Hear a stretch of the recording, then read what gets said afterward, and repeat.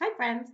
Today we're going to be reading The Tall Tale of John Henry. So, some of the characters that we've read about so far have been lumberjacks, keelboat men, and um, cowboys.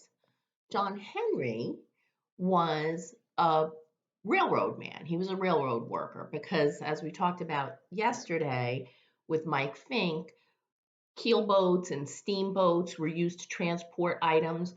Well, then they started to build train tracks across the country so it could move people and cargo across the country. And so that was another important job. And people, again, thought that these men were really strong, which they were, and they wrote these tales which were a bit exaggerated.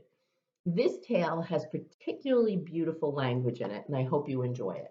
John Henry by Julius Lester, illustrated by Jerry Pinkney. You've probably never heard of John Henry, or maybe you heard about him, but don't know the ins and outs of his comings and goings. Well, that's why I'm going to tell you about him. When John Henry was born, birds came from everywhere to see him. The bears and panthers and moose and deer and rabbits and squirrels, and even a unicorn came out of the woods to see him. And instead of the sun tending to its business and going to bed, it was peeping out from behind the moon's skirts trying to get a glimpse of the new baby. You see the animals there, and there's little John Henry lifting his cradle over his head. Before long, the mama and papa come out on the porch to show off their brand new baby. The birds oohed and the animals awed at how handsome that baby was. Somewhere in the middle of one of the oohs, or maybe it was on the backside of one of the ahs, the baby jumped out of the mama's arms and started growing.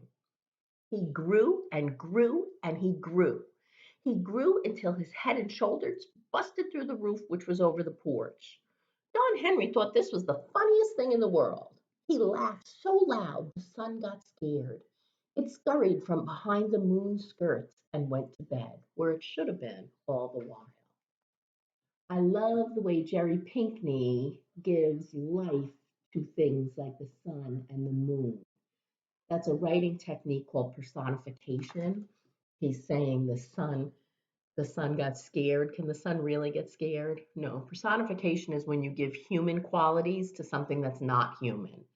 And it scurried from behind the moon skirts. Does the moon wear skirts? No. That's personification, but it makes for beautiful language.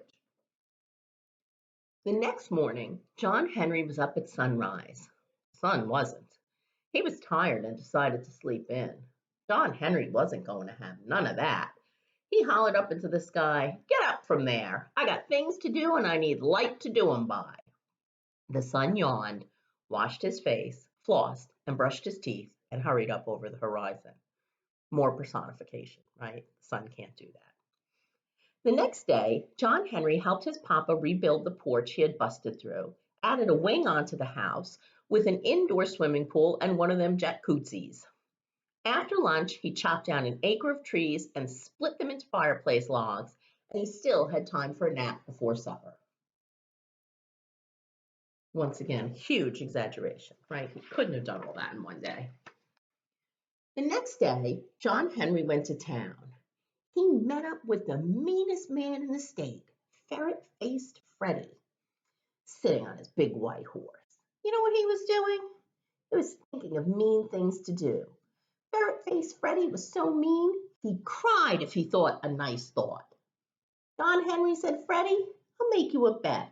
Let's have a race. You on your horse, me on my legs. If you and your horse win, you can work me as hard as you want for a whole year. If I win, you have to be nice for a whole year." Ferret-faced Freddie laughed an evil laugh. "It's a deal, John Henry." His voice sounded like bat wings on tombstones. Now, can a man beat a horse running? They can in a tall tale. The next morning, folks lined up all along the way the race would go. John Henry was ready. Ferret-faced Freddie and his horse were ready. Bang! The race was on. My great granddaddy's brother's cousin, sister in law's uncle's aunt was there that morning. She said everybody saw Ferret Face Freddy ride by on his big white horse, and they were sure enough moving. Didn't nobody see John Henry? That's because he was so fast. The wind was out of breath trying to keep up with him.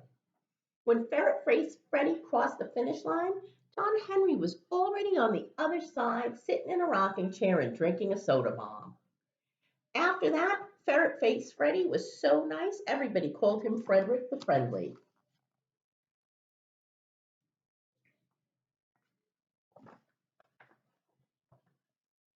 Henry decided it was time to go on down the big road. He went home and told his mom and daddy goodbye. His daddy said, you got to have something to make your way in the world with, son. These belong to your granddaddy. And he gave him two 20-pound sledgehammers with 4-foot handles made of whalebone. A day or so later, Henry saw a crew building a road. At least that's what they were doing until they came upon a boulder right smack dab where the road was supposed to go. This was no ordinary boulder. It was as hard as anger and so big around that it took a half a week for tall men to walk from one side to the other. I love that expression, hard as anger. I'm picturing such a hard boulder, and I know when I feel angry, it's like that kind of feeling. It's such a good way to describe it, right? Henry offered to lend a hand. That's all right, we'll put some dynamite to it. John Henry smiled to himself. Whatever you say. The road crew planted dynamite all around the rock and set it off. Kaboom! Blamity, blamity, boom, boom, bang, boom, bang. The dynamite made so much racket, the Almighty looked over the parapets of heaven and hollered, "It's getting too noisy down there." The dynamite kicked up so much dirt and dust it got dark. The moon thought night had caught her napping, and she hurried out so fast she almost bumped into the sun, who was still climbing the steep hill toward noontide. When all the commotion from the dynamite was over, the road crew was amazed. The boulder was still there. In fact, the dynamite hadn't even knocked a chip off of it.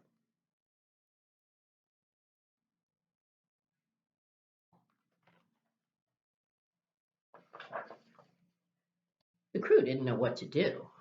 Then they heard a rumbling noise. They looked around. It was John Henry laughing. He said, "If you gentlemen give me a little room, I got some work to do." "Don't see how you can do what dynamite couldn't," said the boss of the crew. John Henry chuckled. "Just watch me." He swung one of his hammers around and around his head.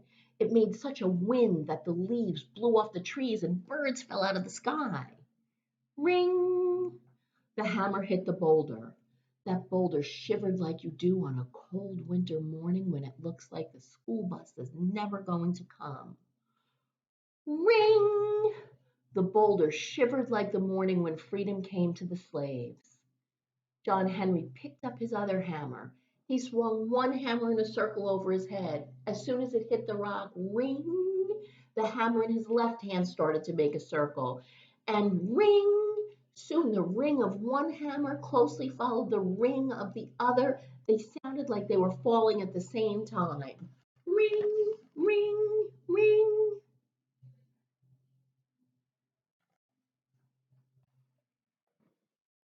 Chips and dust were flying from the boulder so fast that John Henry vanished from sight. But you could still hear his hammers. Ring, ring. They seemed to be dancing to the rhythm. The air seemed to be dancing to the rhythm of the hammers. The boss of the road crew looked up. His mouth dropped open. He pointed into the sky. There in the air above the boulder was a rainbow. John Henry was swinging his hammer so fast he was making a rainbow around his shoulders. It was shining and shimmering in the dust and grit like hope that never dies. John Henry started singing. I got a rainbow, ring, ring, tied round my shoulder, ring, ring. It ain't gonna rain, no, it ain't gonna rain, ring, ring.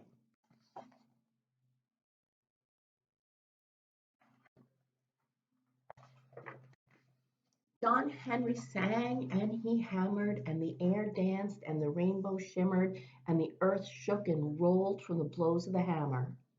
Finally, it was quiet. Slowly, the dust cleared. Folks could not believe their eyes. The boulder was gone, and in its place was the prettiest, straightest road they had ever seen. Not only had John Henry pulverized the boulder into pebbles, he had finished building the road.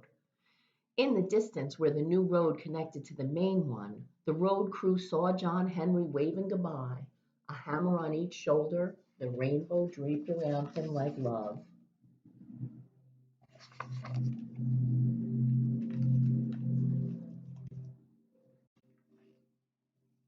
John Henry went on his way.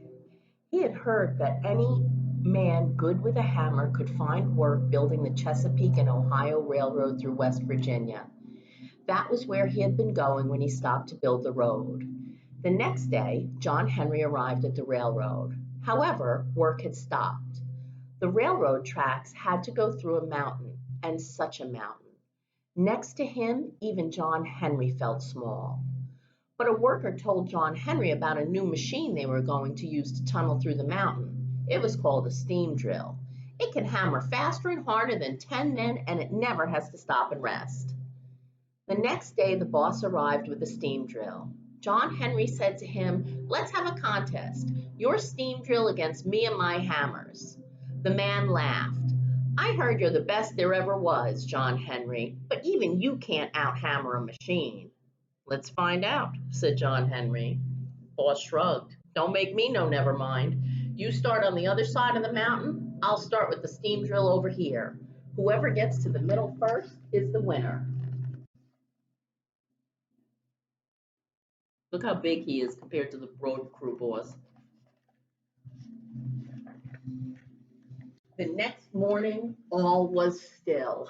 The birds weren't singing and the roosters weren't crowing. When the son didn't hear the rooster, he wondered if something was wrong, so he rose a couple minutes early to see. What he saw was a mountain as big as hurt feelings. I love that saying too. Because when your feelings are hurt, it feels as big as a mountain, right? When someone hurts your feelings, what a great way to describe that. On one side was a big machine hooked up to hoses. It was belching smoke and steam. As the machine attacked the mountain, rocks and dirt and underbrush flew into the air. On the other side was John Henry. Next to the mountain, he didn't look much bigger than a wish that wasn't going to come true. He had a 20-pound hammer in each hand and muscles as hard as wisdom in each arm.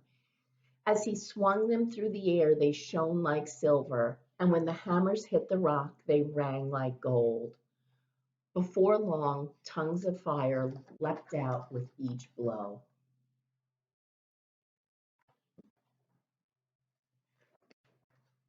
And there, if you look at this photo picture, it's not a photo, you can see the work crew with the steam machine here. Here's the mountain. We got the moon, who are major characters in this book. We've got John Henry and the sun. See some animals watching, a bear and a moose. On the other side of the mountain, the steam drill felt the mountain shudder. On the other side, the boss of the steam drill felt the mountain shudder. He got scared and hollered, "I believe the mountain's caving in." From the darkness inside the mountain came a deep voice. "It's just my hammer sucking wind, just my hammer sucking wind." There wasn't enough room inside the tunnel for the rainbow, so it wrapped itself around the mountain on the side where John Henry was.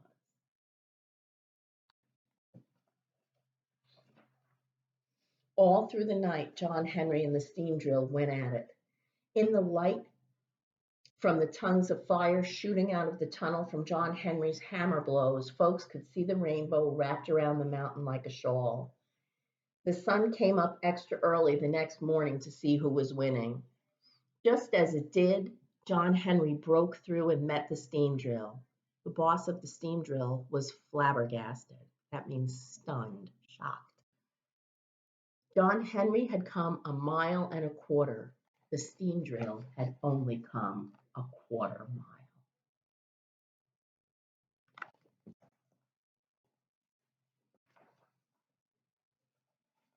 Folks were cheering and yelling, "John Henry, John Henry."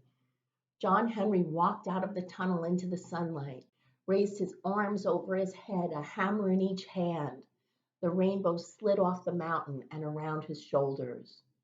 With a smile, John Henry's eyes closed, and he slowly fell to the ground. John Henry was dead. He had hammered so hard and so fast and so long that his big heart had burst. Everybody was silent for a minute. Then came the sound of soft crying. Some said it came from the moon. Another one said she saw the sun shed a tear.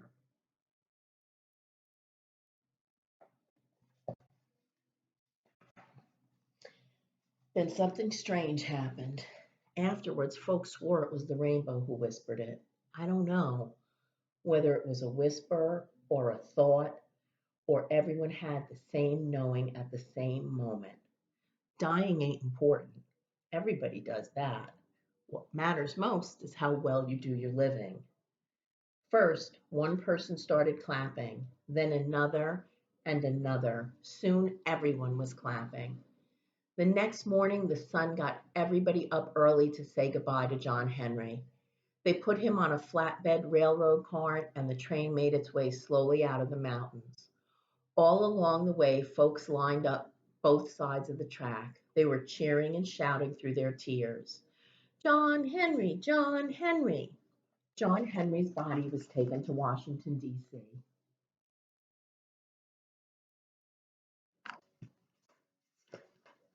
Some say he was buried on the White House lawn late one night when the president and the Mrs. President were sleeping. I don't know about none of that. What I do know is this. If you walk by the White House late at night, stand real still and listen real closely, folks say you just might hear a deep voice singing. I got a rainbow, ring, ring, tied round my shoulder, ring, ring. It ain't gonna rain, no, it ain't gonna rain, ring, ring. I hope you enjoyed that. And this is my favorite tall tale. I think the language is absolutely beautiful.